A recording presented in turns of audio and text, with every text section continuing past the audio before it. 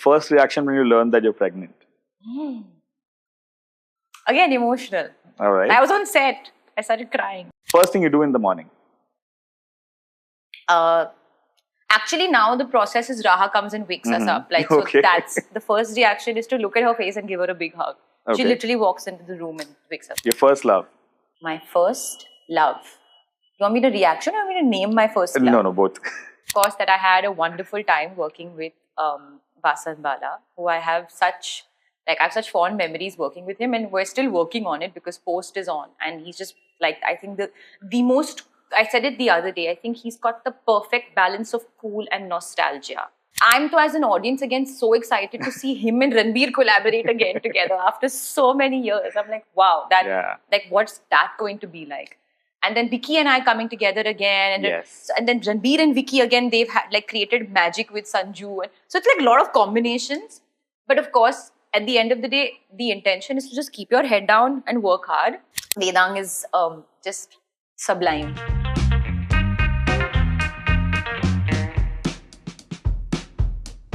Hello and welcome to News 18 Shosha. Our today's guest needs no introduction. She's a star on and off the camera.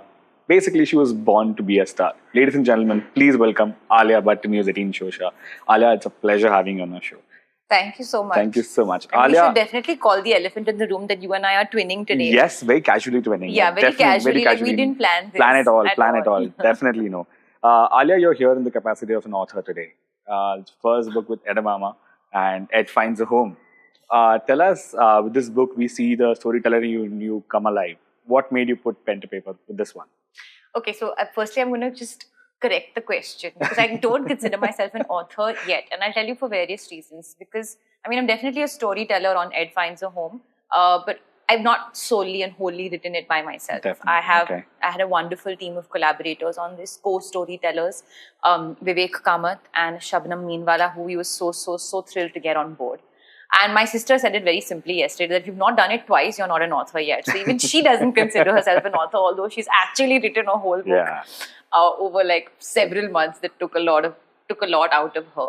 Ed Finds a Home was totally different for us in a way that it started with a thought of putting basically what you value and you'd like to see maybe in a world in a creative form. You know, I've always been very passionate about the environment and the planet, and not to say that I do everything right, but somewhere I feel like I hold myself responsible when I don't. True. Or there's a certain awareness that I have vis-a-vis animals, vis-a-vis our planet, just in general, which I feel keeps me on my toes. And a lot of my love for our planet or just animals in general started very young. And it started with just being an explorer and being very curious about the world that we live in. Storytelling came into my life also when I was very young. Not that I would be this avid book reader where I would be sitting in the corner and reading a book all day. That was my sister actually. But my grandfather used to tell me the most wonderful stories growing up, and that's like a really strong core memory. Like I remember falling in love with creative imagination, like stories come out of here from that time. I used to just call him up and talk to him, and he used to tell me these stories about Chunnu, Gunnu and Munnu. These three characters. I would call them characters is because I still don't know whether they're human, whether they're children, whether they're boys. They could be rabbits, they could be birds, they could be anything.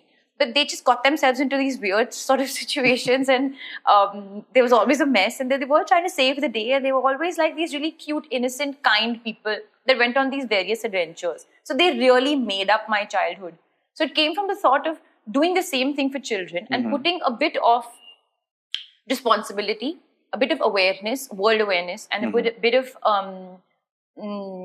ecological value into it. True. That's where the thought came from. But that happened like 5 years ago. And then it's been a 5-year long process to actually bring the book to life. Wow. So you can say that the idea of the book came before the actual brand Edamama, which is a conscious clothing children's brand. But it all is under the same umbrella and same universe. Definitely. And the intention is to entertain. So this is the beginning, and I said this even at the launch, because this is the beginning of a series of books and the beginning of an animation series that I hopefully eventually want to bring to life. So that even if people, or even if parents know that their children are getting a certain amount of screen time, they know that it's learning, entertainment, and valuable screen time. True. Edamame as a brand, when you started off, it's pretty close to nature as well. You entertain that a lot. Where do you want to take this brand from here in the near future? What's the near future plan for the brand? So the near future plan, first was to bring the core of Edamame really to the forefront, which is the storytelling universe under this, big umbrella. The idea is also now to venture into other verticals. We're working on a baby personal care range. Wow. Again, keeping in mind the brand's ethos and brand's values. We're also working on the toys and the non-apparel department. Again, keeping in mind like the sustainable approach that we've been doing so far. So it's taking a little time, because especially the toys department, because I'm also so like hyper aware about toys sort of keeping you indoors. True. Where the intention with Ed is always to go outdoors and be this explorer. Like all our t-shirts, the clothes and everything, we're always talking about the value of nature in being outdoors. But I also understand the sort of involvement that children have when they're actually playing with a toy that is sort of enhancing their motor skills, whether it's their gross motor skills or their fine motor skills or their creative skills. So again, the process to bring that about and also make sure that the material that we use is not harmful to the environment is a bit of a process. But that is basically the next couple of steps, I would say. Definitely. But your inputs, has it changed after Raha, after you became a mom? When it especially comes to the toys, the kind of sustainability that kids should be exposed to. See, the intention was always there, but I think now I'm genuinely also speaking as a consumer. So I found that made a very big difference when we were working on the baby personal care range. And actually, it's been a lot of fun, I would say, because even when we do say our researches and when you do these focus groups and when you're testing products with a couple of moms, it seems I'm on the same page as all the other moms. True. So I'm not just speaking from a founder perspective, I'm also speaking from a mom perspective now, which these things you can't plan. They just happen in life. But yeah, I do feel like much of a consumer as well at the moment. Okay, Alia, moving on, you were recently seen at Met for the second time as well, and you chose to be in a sari. You represented India in a sari. Was sari the first choice as well? Instinctively, yeah. Okay. Only because I also felt that it fit so beautifully with the theme. And I don't know, it's like a certain imagination, like that, like you get an image in your mind. The idea is, okay, how do you want to look for any event? Like whether it's the Met Gala, or whether it's, an award show, or whether it's just like an interview today. Like my stylist asked me today, what's the brief? And I was like, just like super easy writer chic. So I always have a brief, because I like to put a story behind even that. That's just like the way I am. So the Met is actually a lot of fun, because there's a lot of months of effort into just weaving the story out based on the theme. So yeah, instinctively I felt like that sort of wispy, ethereal, sort of fairy-like, timeless feeling will just sit so beautifully in a sari. Whether it works or doesn't work, I know it just felt very organic to me. And you look gorgeous. Thank you. On the work front, Alia, you have Jigra coming up. Can you tell us a little about that? A little about Jigra. Nothing, that it's releasing first. I have to clarify, on the 11th of October. Okay. And what I can tell you about it is that it's releasing on the 11th of October. And of course, that I had a wonderful time working with Basan Bala, who I have such fond memories working with him, and we're still working on it because post is on. And he's just I think the most, I said it the other day, I think he's got the perfect balance of cool and nostalgia. He is and you'll see so many Easter eggs in all his films and in Jigra as well. In fact, it was like a discovery for me every time I used to walk onto set, and I was like, oh, now which way? What's the Easter egg over here? Because that's just him. But he's got this beautiful grounding, old soul sort of quality, but he's also so edgy and so unpredictable and cool. Just as a filmmaker, the way he writes, the way he thinks. So I had a blast working with him. And Vedang is just sublime. he's my brother in the film. And I mean, I'm not going to say too much about the relationship that we share in the film, but I can definitely say we had a very seamless, easygoing work relationship. Amazing. From one director to the other, Sanjay Leela Bhansali sir, you have also signed for Love and War with your husband Ranveer as well as Vicky Kaushal, yeah. So, and he's reuniting with Sanjay Leela Bhansali sir as well. Yeah. What are you looking forward to? How is this reuniting of you as well with Ranveer on screen together? I don't know. I mean, what I'm looking forward to, but there's so many layers to look forward to that I'm not sure which one to pick. I think first and foremost, just the pleasure of working with Sanjay sir once again, and the honor, I would say, because under his guidance and under his sort of gaze, flourish is step number one, and then uske badla what kya ho sakta hai, that's just true. Like you can go anywhere with it because of his attention to detail and his attention to you. I'm as an audience again so excited to see him and Ranbir collaborate again together after so many years. I'm like, wow, what's that going to be like? And then Vicky and I coming together again, and then Ranbir and Vicky again, they've created magic with Sanju. So it's like a lot of combinations. But of course, at the end of the day, the intention is to just keep your head down and work hard. Not let the other excitement get in the way, because the excitement of the film and the material is most important. That's true. And when you're on set, you just have to give your 180%. Yeah. That's true. Besides this, I don't know how much you would want to talk about this, but definitely we're going to see you in an action avatar as well.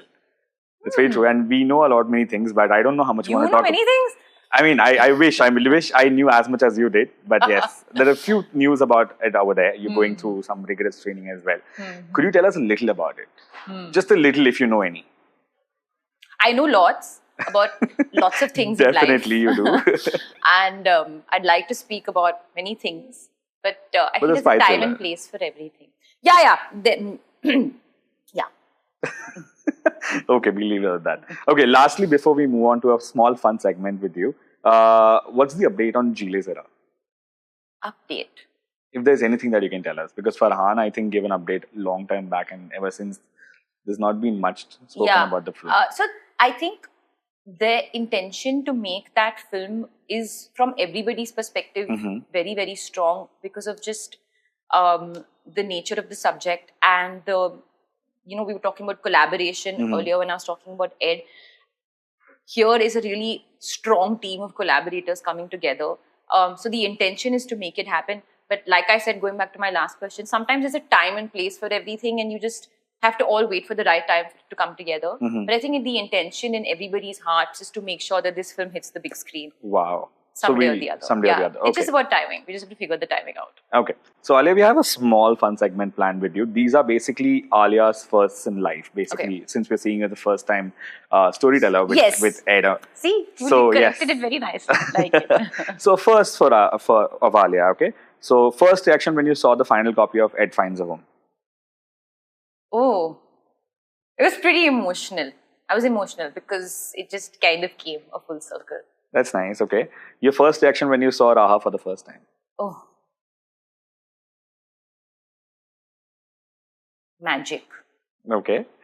First reaction when you saw yourself on the big screen? First reaction when I saw myself on the big screen was, I don't know, it was a mixture of happy and confused. Confused why?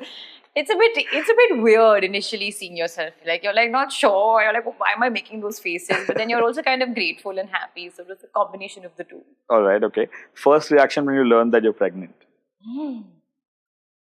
Again, emotional. All right. I was on set. I started crying. Yeah. Oh, God. Beautiful. Your first reaction when Raha said her first word?